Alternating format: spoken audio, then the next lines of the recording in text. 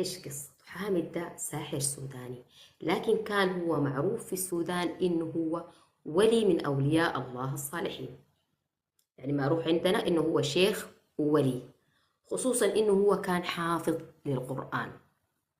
وده دليل على إنه ما أي واحد حافظ للقرآن معناه هو مسلم. هذا حافظ للقرآن وكافر. ليه كافر؟ أي واحد بيتعامل مع الجن فقد كفر بما أنزل على محمد، كافر. طيب كيف بدت قصته؟ عندنا حاجة اسمها الخلوة. الخلوة في السودان هي زي المدرسة أو زي حلقة تحفيظ القرآن، لكن بيناموا فيها. يعني اللي بيدخل خلوة التحفيظ دي زي مركز التحفيظ، لكن بينام وياكل ويشرب ويقعد. يعني انت ولدك عايز يحفظ القرآن بتوديه الخلوة ويقعد هناك لين ما يحفظ، يقعد شهر شهرين سنة سنتين. ده الفرق بينه وبين حلقة التحفيظ العادية. قال أنا كنت شاطر وحفظت القرآن في سن مبكر. شيخ الخلوة قال لي واو، تمام. وداني لواحد أعلى منه اسمه شيخ الحلقة. هم مقسمين الخلاوي اللي مشرفين عليهم الحلقات. وداني الشيخ الحلقة، جلست أدرس عنده برضو، قريت الحديث والفقه وكده وخلصت بسرعة لأني كنت شاطر. قال لي واو، أوديك للأعلى مني، أوديك للأعلى مني، أوديك للأعلى مني. وده كله وأنا قاعد فرحان وأفتكر نفسي إني في درجات إني راح أصير ولي من أولياء الله الصالحين. الباقين لو سمحتوا بس كبسوا على الشاشة عشان اللايف ما يقع. أسوي لكم نفس الطاقة. تكبيسات تنهمر، أنا أجذب التكبيسات. تكبيسات تنهمر على اللايف.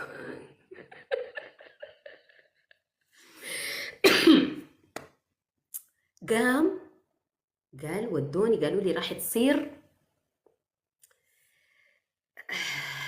وتد. وتد دي من وين جايبينها؟ جايبينها من الآية بتقول الجبال أوتادا. يعني وتد يثبت الأرض. يا إخوان أنا قلعت النظارة مو شايفة ولا شيء من الكومنتات عشان أركز في القصة، عشان عايزة أنزلها في الصفحة. فيلا تصير وتد. يعني إيش وتد؟ يعني بتثبت الأرض. سبحان الله سبحان الله. الأرض نثبتها إحنا الناس. طيب يعني يا حامد أنت لو نمت كده جاتك غفوة، الأرض اللي أنت مثبتها دي تتهزأ؟ قال أنا مصدق نفسي تماما إني ولي من أولياء الله الصالحين وراح أترقى. بعد الوتد بتمشي المرحلة الكبيرة اللي هي اسمها قطب. قطب دي 4 سحرة في العالم كلهم هم اسمهم القطب. القطب دي إيش هي يعني؟ مو خلاص الوتد دي نفس الجبل مثبت الأرض. الجبال كثيرة لكن الأقطاب بس 4. مقسمين الكرة الأرضية ل4 اتجاهات: الشرق، الشمال، الغرب، الجنوب. كل جنبة فيها ماسكها ساحر، بس ما بيقول لك ساحر، بيقول لك ده ولي من أولياء الله الصالحين. واحد ماسك الشمال، واحد ماسك الشرق، واحد ماسك الغرب، واحد ماسك الجنوب. لما نيجي حفل التخريج، هو ما حفل التخريج اللي هو اسمه تتويج، لكن نقول إنه حفل التخريج، بيجيبوا السحرة اللي في اليمن وفي عمان وفي النيجر وتشاد ونيجيريا، مهم كل البلاد اللي مشهورة بالسحرة، بيرقوا أو يعني بينتدبوا كبيرهم يروح يحضر حفل التتويج. خلصت كل الحاجات وصرت وتد. القصة دي تقريبا زي 16 ساعة أو 17 ساعة موجودة في اليوتيوب بلسان الشيخ نفسه، بلسانه. طيب قال خدت قشي ورحت، قال لي حتروح مكان منطقة عندنا في السودان. المنطقة دي معروفة بإنه هي فيها سحرة ومشعوذين وكده. الحقيقة أنا اتعلمت السحر في عمر صغير. خرجت من بلدي مش لأكون ساحرا، لا، لأقرأ القرآن وأحفظه وأكون ولي من أولياء الله الصالحين. وفي هذا العمر أنا لا أستطيع ولا بعرف ما الفرق بين الساحر والولي الصالح ولا بتاع. نسمع الأهل والناس الكبار من هذا عمرك كان كم؟ المخرج 9 سنوات. 9 سنوات. 9 سنوات. ما أميز، ما لا أعرف الحق ولا الباطل. المهم أنا أذهب لمكان أحفظ فيه القرآن وأكون ولي من أولياء الله. السودان المنطقة دي معروفة بإنه هي فيها سحرة ومشعوذين وكده. المنطقة دي بمحاذاة بلد من جيراننا الأفارقة. طيب رحت عشان أقابل الشيخ اللي حيخليني أبقى وتد. عشان تبقى وتد مش وتد، قطب. خلصت أنا وتد، الحين عايزة أبقى قطب. عشان أبقى قطب لازم أروح للقطب أو الشيخ اللي حيدربني. ورحت عند الشيخ، قال لي في شروط. حتعمل خلوة مع الله، استغفر الله العظيم، الخلوة في مكان خلا في الصحراء. عندنا شيء اسمه اللي هو زي الكوخ مبني من القش، تبنيه في الصحراء وتقعد. لكن عشان تقعد في شروط. أول شرط تختار عدد الأيام. يعني أنت حتدخل خلوة كم؟ 7 أيام ولا 21 يوم ولا 40 يوم؟ عشان أنت تصير قطب لازم تدخل 40 يوم، لأن أنت حتكون كبير السحرة. طبعا هم ما قالوا كبير السحرة، قالوا أنت راح تصير ولي من أولياء الله الصالحين. قمت اخترت 40 يوم. طيب أداه عدد معين من التمر لمدة ال40 يوم دي كلها، بس تمر وموية تمر وموية أداه. قال له طيب أول ما تخش، طبعا الخلوة 40 يوم عريان، عريان زيطي ميطي، ما في هدوم، ما في لباس، ما في أي حاجة. قال له حتصلي ركعتين. قال أنا أصلي ركعتين عريان؟ ويسأل في الشيخ يقول له أصلي ركعتين عريان؟ قال له أيوة. كيف أصلي ركعتين عريان؟ أستحي من الله. قال له أنت فاكر يعني هسه الهدوم اللي أنت لابسها إنه الله ما شايفك؟ يعني أنت فاكر يعني لما أنت لابس هدوم يعني الله ما بيشوفك عريان؟ الله هو اللي خلقك. قال والله صح، أقنعني، والله أقنعني، مع إنه ما كنت مرتاح إني أصلي عريان، لكن قلت هذا شيخي وبيعرف. أيوة الشيخ حامد، الشيخ حامد. سماعتي مشتريها ب132 درهم. يلا قال أنا ما كنت مرتاح لموضوع إنه أصلي عريان زيطي ميطي، لكن قلت هو شيخي وهو أدرى. طيب اداه التمرات، اختار الأيام، كلمه قال له بتصلي ركعتين. لما تصلي ركعتين ما بتقرأ قرآن الله الطبيعي العادي. مثلا حتقرأ قل هو الله أحد. مثلا أنا بجيب أمثال من عندي عشان ما الفيديو يجي عند ولد صغير مراهق قليل العقل يقوم يجرب. مثلا جيت قريت قل هو الله أحد، تقول قل هو الله أحد، بتحرف في الصورة، تحرف فيها، تزيد حرف تقول حرف، تزيد حرف تنقص حرف كده. أداه شروط القراية. كبسوا يا إخوانا، الله يفحيقها، حنحظر السحرة حيحظروني. كبسوا تكبيسات تنهمر تنهمر تنهمر.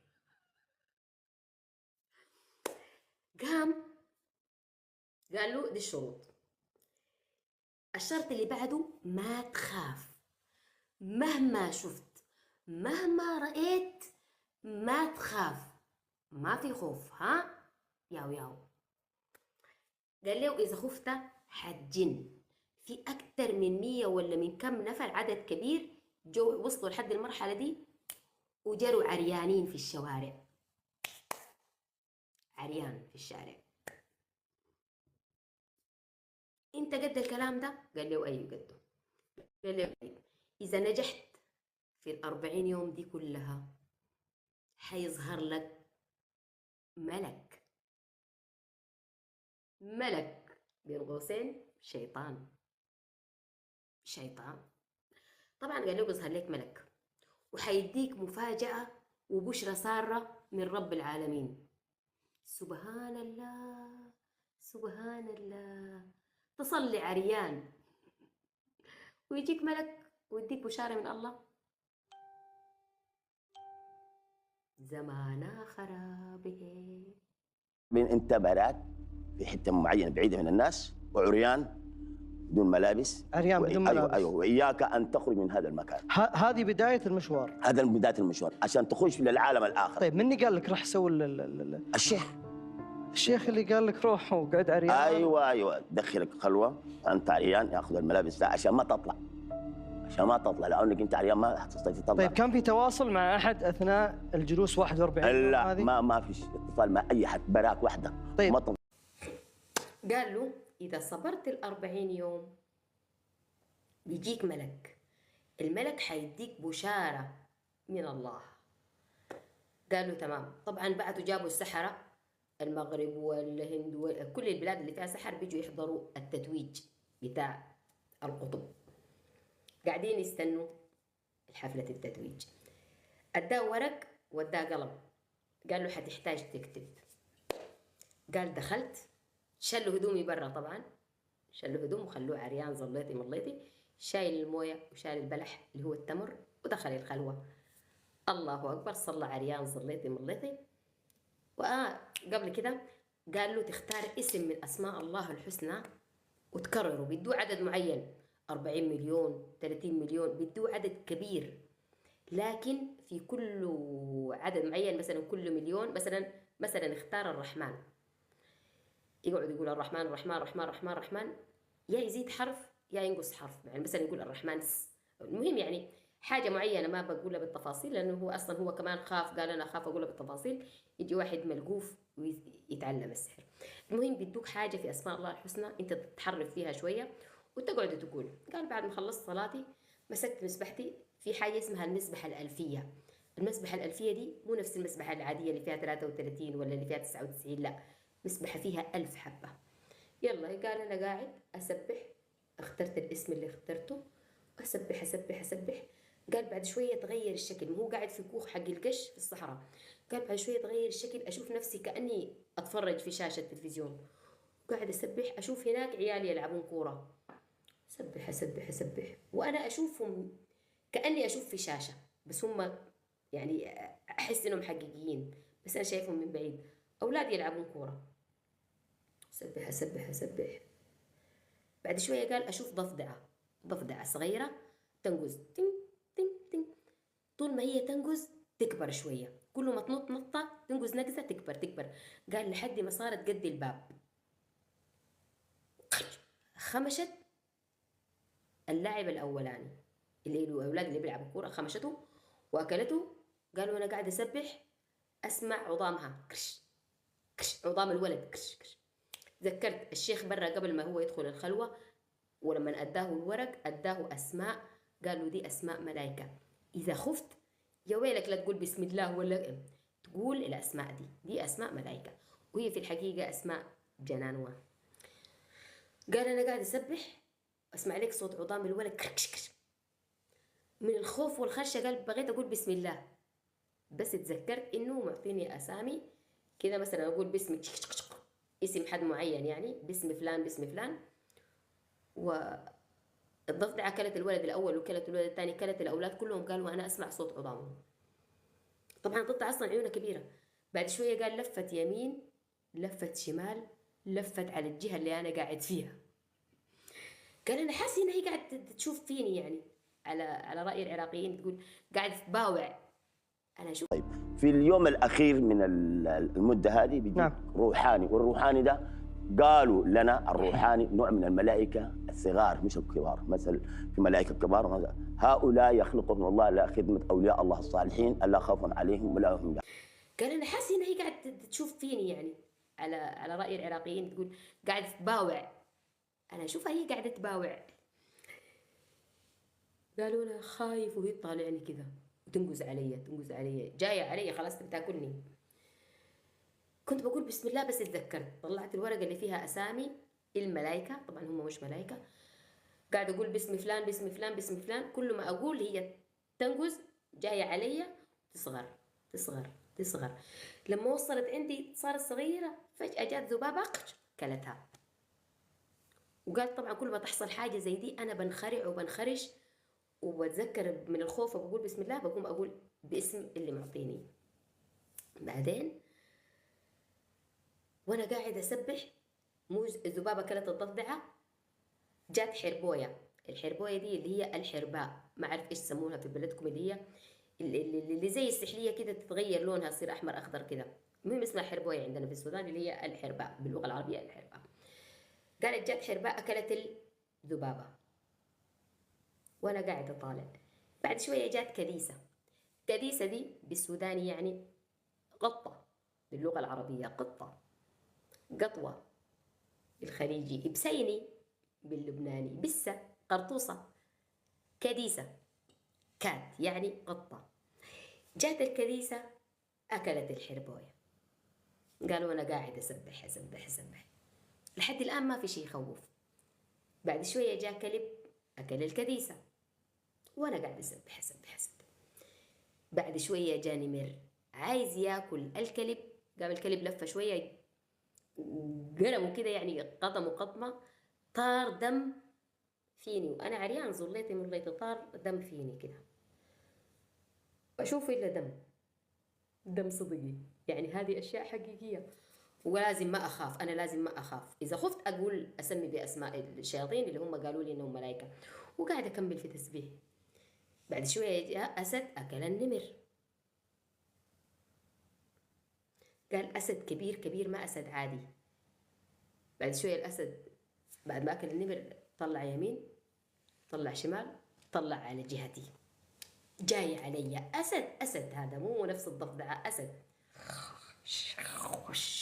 جاي علي. وانا انخرجت وخفت، بعدين تذكرت وبعدين قلت بسم فلان بسم فلان بسم فلان. قاعد يصغر يصغر يصغر يصغر يصغر لحد ما طق اختفى. وكملت في تسبيحاتي مرة اليوم الأول والثاني والثالث ولا لحد ما جاء اليوم 40. طبعا كل يوم بتصير له حاجات تخوف تخوف تخوف لحد اليوم 40 وهو صابر. نسيت التعليمات اللي قال لها الشيخ. قال له الشيخ لما توصل اليوم 40 وانت ما خفت ولا انجنيت ولا انهبلت بيظهر لك ملك وبيديك بشارة من الله. كان قال له الملك ده بيسلم عليك 3 مرات، يعني المرة الرابعة يلا ترد. أنا أسوي 3 وأشر على 4. أنا أقصد إنه هو راح يسلم عليه 4 مرات، ال3 مرات الأولى ما يرد في المرة الرابعة. فقال لما خلصت اليوم 40 قلت خلاص اليوم بيظهر لي الملك وكده. فبعد شوية الباب طبعا مقفول، ظهر لي نور على شكل إنسان. الباب طبعا مقفول، ظهر لي نور على شكل إنسان، نور، وقال لي استغفر، كأنه بيقول السلام عليكم، لكن ما فهمت أنا باقي الكلام. صرت أعيد في يدي أسخر 1 أسخر 2 أسخر 3. المرة الرابعة المفروض أرد عليه. مرة الرابعة قال لي أسخر، قلت له وعليكم، نفس ما وصاني الشيخ. بعدين النور ده نور على شكل إنسان نفس اللي يجيبوه في الأفلام يعني. قال لي أبشر أبشر، أنا ملك خلقني الله لخدمتك، هسه الله خلقني عشانك. قال أنا فرحت استغربت، بس قلت كيف الله يخلق ملك عشاني؟ يعني مو الملائكة الله خالقهم عشان ينفذوا كلام الله وكده؟ قال له لا، الملائكة اللي يخدموا الله اسمهم الملائكة الكرام البررة، لكن أنا من الملائكة الروحانيين، هذول الله يخلقهم لعباده الصالحين. قال وانا صدقت وفرحت وزاغرت، ما قال انا قاعده ازيد من عندي. المهم انه قال انا فرحت. قلت ايش البشاره؟ قال له البشاره انك الحين ما صرت عبد من عباد الله، انت صرت ولي من اولياء الله الصالحين. عباد الله العاديين هذول عامه الشعب يصلون ويصومون ويتوضوا ويطهروا، انت لا، انت الطهاره تنبع من جوا، يم المطهر رايحة. شوف ما يحتاج لا تتوضا لا تصلي، لا، غفر لك ما تقدم من ذنبك وما تأخر. انت هسه مش عبد من عباد الله الصالحين، الله خلق العباد عشان يعبدوه، انت هسه ما عبد، انت ارتقيت من العبودية إلى الولاية، انت صرت ولي من أولياء الله الصالحين. قولوا قسم، قولوا والله. قالوا تمام، ابشر ابشر ابشر. قالوا طيب ما عندي كرامات؟ مو أنا صرت ولي، مو لازم يكون عندي كرامات؟ قالوا طبعا عندك كرامات. غمض عيونك، غمض عيونك، غمض عيونك ستصبح أسد. لا ما قال له أستاذ، قال له غمض عيونك، غمض عيونك. قال فتح عيونك، فتح، طالع على السماء، طالعت على السماء وأشوف الحروف الهجائية، ألف باء تاء ساء، حروف الهجاء كلها أشوفها، لكن كل حرف على يمينه وعلى شماله طلسم. قال له يلا اكتب الألف واكتب اللي على جنبه، والباء واكتب اللي على جنبه، والتاء، كل الحروف واكتب الحاجات اللي جنبها. قال له دي حتحتاجها بعدين لما تجي تعمل أعمال الخير. ربابي أعمال الخير ولا أعمال الشعوذة؟ قال كتبت حاجاتي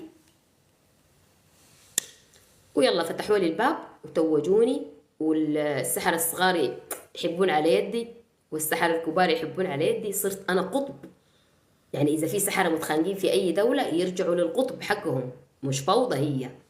صرت أنا قطب توجوني. انتهت حفلة التتويج. قال أول ما جيت أرجع للقرية حقتي، كل القرية طبعا جايين يستقبلوني. أبونا الشيخ حامد جاء، أبونا الشيخ حامد جاء. في عندنا في السودان حاجة اسمها إبريق، ما أدري إيش يسموه في الدول العربية، شيء يشبه الدلة.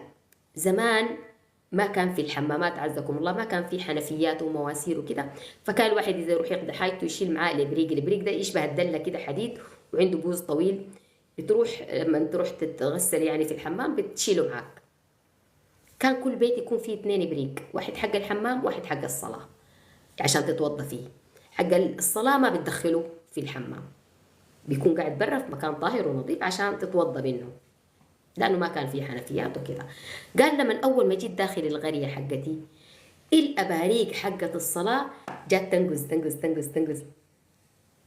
قاموا الناس في القرية كلهم الله أكبر الله أكبر، شوفوا الكرامة شوفوا الكرامة، سبحان الله. راحت له الأباريق حقت الصلاة الطاهرة، ما راحت له الأباريق النجسة اللي تدخل الحمام. سبحان الله. أخاف يسوي لي حظر من قلت سبحان الله جاتني.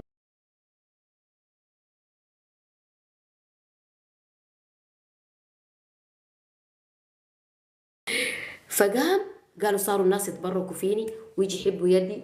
أبونا الشيخ أبونا الشيخ قال لدرجة إني لما أمشي على الأرض، شوف كيف الناس جاهلين، لما أمشي على الأرض يشيلوا التراب ويحطوه على ملابسهم ويربطوه ويقولوا هذه اسمها عفصة الشيخ. عفصة الشيخ يعني إيش؟ يعني دعسة الشيخ، يعني مكان ما دعس الشيخ هذا مكان مبارك، أشيله وأحطه في موية.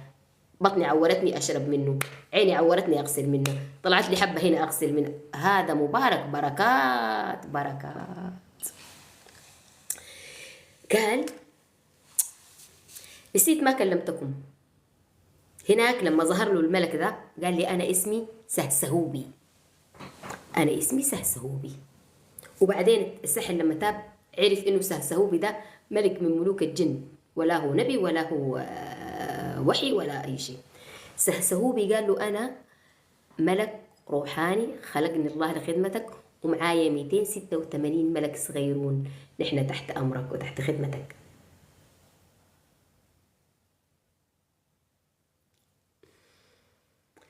قال رحت سهسهوبي هذا الملك حقي، رحت خلاص جلسوني زي يسووا لي احتفال وكده، جابوا للناس الشاي والقهوة، الصينية ما ادري ايش يسمونها، الصينية اللي يحطون فيها الأغراض، حطوا فيها الشاي، كوبايات الشاي وكده. قام هو قال لهم لا تتعبون نفسكم، من كراماتي الشاي راح يروح لحاله. صارت صينية الشاي تمشي معبية، هم يحطون فيها كوبايات الشاي والقهوة، تمشي لحالها كده، سبحان الله تمشي لحالها، توقف عندك تشيل كوبايتك تشرب، تمشي الصينية لحالها كده طايرة في الهواء، توقف عندي أشيل كوبايتي أشرب، توقف عندي. مرت على الناس كلهم، وطبعا الناس خلاص باقي لهم شوية ويسجدوا. الله أكبر الله أكبر، أحب بيدك أبويا الشيخ، كرامات أبويا الشيخ، ويحكوا مع بعض. ما شفتوا من شدة ما هو رجل صالح ما بغى يتعبنا، الصينية تروح لحالها.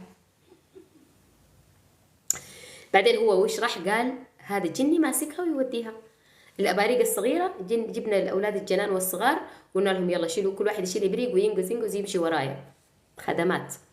قال أول وحدة جاتني جاية من بلاد بعيدة، من بلاد بعيدة، وهي قبل ما توصل عندي مثلا ب1 كيلومتر أو كده، سهسهوبي بيروح يتكلم مع القرين حقها ويقول لها إيش اسمها وإيش اسمه وإيش تبون وليش جايين وجايين من وين وكده. القرين بيكلم سهسهوبي، سهسهوبي بيجي في ثانية واحدة يكلم الشيخ في أذنه ويقول له اللي داخلة مثلا، اللي داخلة هذه الخالة مي مثلا، الخالة مي جاية عشان زوجة ولدها ما تولد، فهي جاية عشان انت تعالجها عشان يبون الجنى يبون الأولاد. فقال أنا خلاص أكون عارفها هي من وين جاية وإيش صار لها وكده. الحجة مي دي قال أول ما دخلت، أنا من عندي يعني المهم، أول ما دخلت قلت لها حبابك يا حجة مي، كيف حالك يا حجة مي؟ تعبت في الطريق 5 أيام وانت ماشية على رجولك عشان تبين الجنى، إن شاء الله بيجيك الجنى، الجنى يعني الجنين يعني تبون جنى. قال الحجة دي باقي لها شوية وتسجد وجات تحب على ايدي، حب على ايدك يا شيخ، بركاتك يا ابويا الشيخ، بركاتك، عايزين الجنى، عايزين الولادة، عايزين كده. طبعا كل الناس صدقوا انه انا ولي من اولياء الصالحين واني انا بعلم في الغيب، وهم يقولوا هذه كرامة.